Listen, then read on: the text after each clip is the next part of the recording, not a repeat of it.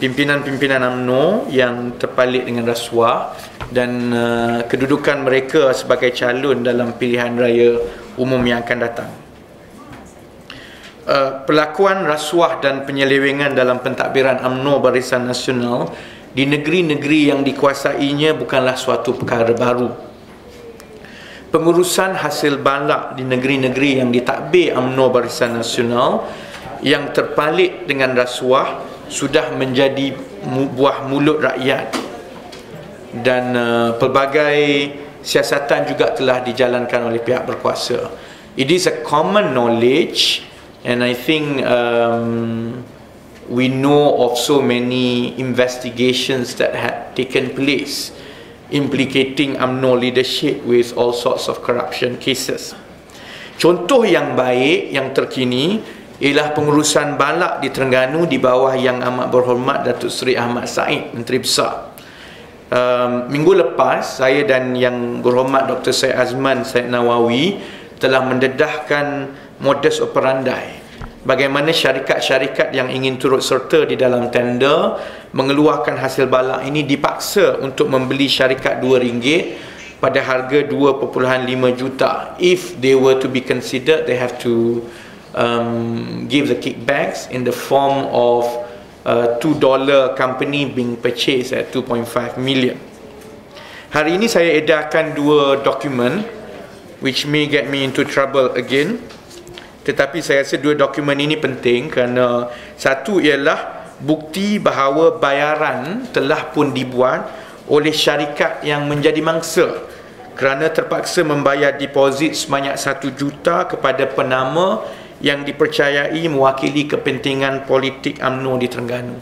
Kalau saudara-saudari ingat, minggu lepas kita edarkan satu perjanjian di antara satu syarikat yang kita padamkan nama dengan satu untuk membeli sebuah syarikat melalui penama iaitu Arsyad Azhari dan Associates ini ya.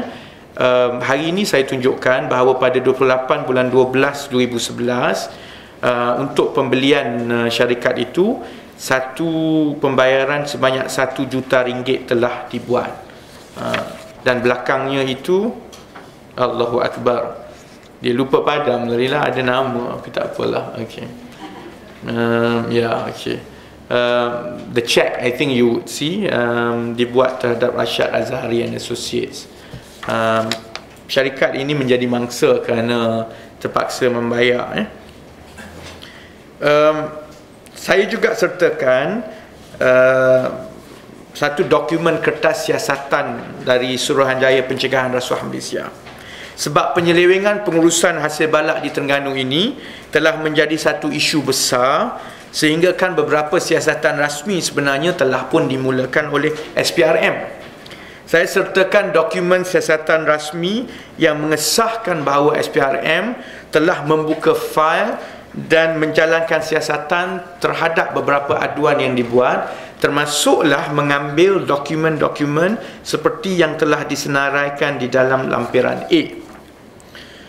Sehingga sekarang kita sudah dedahkan perkara ini lebih kurang seminggu lebih. Saya pun dah balik berceramah dekat dengan rumah Datuk Seri Ahmad Said di Kijang, Terengganu, very close to his house, to see whether he would respond after all. Tapi sehingga sekarang tidak ada sebarang maklumat jawapan daripada UMNO, ataupun tidak ada pendakwaan daripada SPRM, walaupun bukti pembayaran adalah jelas. Begitu juga dokumen-dokumen perjanjian yang ditandatangani secara jelas mengaitkan pembelian syarikat RM2 ini dengan tanda mengeluarkan hasil balak di Terengganu. If you went through the agreement, and in fact there are other agreements that clearly connects the so-called the ownership and the right to take out the timber dengan pembelian syarikat ini dengan syarikat-syarikat yang diminta membayar 2.5 juta tadi.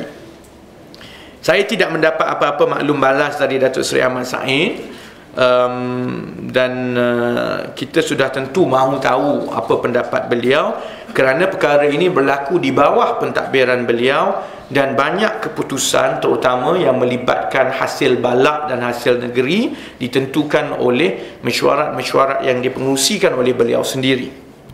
Siasatan dan skandal terbaru yang melibatkan Datuk Seri Ahmad Said ini hanyalah satu dari beberapa siri yang mengaitkan pimpinan UMNO. Selain beliau, pimpinan-pimpinan tertinggi UMNO yang berikut telah pun terpalit sama ada dengan tuduhan rasuah yang dibawa secara meluas di dalam media, ataupun fail SPRM sudah pun dibuka terhadap mereka.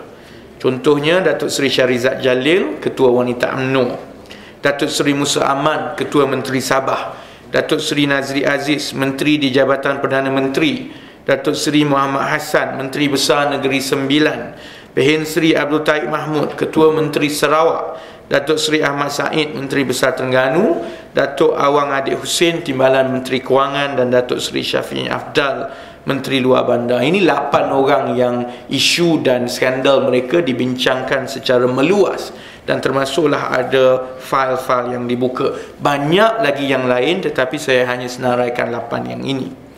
Oleh yang demikian, jika Datuk Seri Najib benar-benar jujur untuk meletakkan calon yang bersih dan boleh diterima rakyat, maka dia harus memberi komitmen untuk menggugurkan pemimpin UMNO ini dari menjadi calon dalam pilihan raya umum yang akan datang. Kami cabar Datuk Seri Najib not to play lip service. Sebelum ini ada pelbagai gimmick, kononnya menghantar senarai nama untuk disemak oleh SPRM, kononnya mereka akan memilih calon-calon yang bersih. Jadi the litmus test untuk kita betul-betul uji sama ada Datuk Seri Najib ini serius untuk menampilkan calon pimpinan ataupun calon dari UMNO Barisan Nasional yang bersih, yang tidak terlibat dengan rasuah. Ujiannya yang paling awal ialah sama ada 8 orang ini akan dikekalkan sebagai calon, kerana mereka ini sudah terpalit, mereka ini sudah ada kes, dan mereka ini sudah menjadi bahan tertawa rakyat. Kalau Datuk Seri Najib tidak menggugurkan pimpinan-pimpinan ini, terbuktilah bahawa UMNO tidak serius untuk meletakkan calon yang bersih dan boleh menang seperti yang disebut-sebut oleh Datuk Seri Najib sendiri.